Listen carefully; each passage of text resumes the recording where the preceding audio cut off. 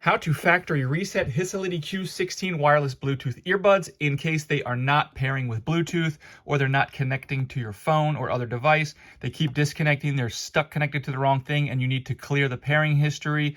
You're only getting sound out of the left ear or the right ear. They're not charging. Anything like this you want to troubleshoot can very often be fixed by doing this. Now, if this is not going to work if they're paired with anything, so you're better off just turning the Bluetooth off on whatever they're near.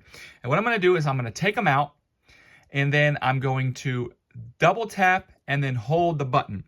And then if it works, then it will go, these lights will turn kind of pink purplish. It will make a little tone and then they'll turn off. I'm going to show you. But first I want to show you, how do you know if you're touching this button? So I want you to listen real good. I'm going to touch the button.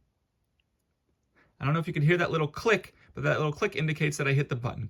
So what I'm going to do is I'm going to do this double tap and then hold. It's going to go like this.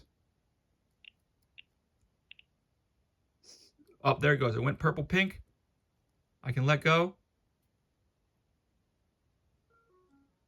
And I don't know if you hear that little doo-doo-doo. That indicates that they're reset. So I'm going to go ahead and put them back in the case. I'm going to close the case. And then I'm going to just open the case, take them out, and now I'm setting these up like they're brand new earbuds.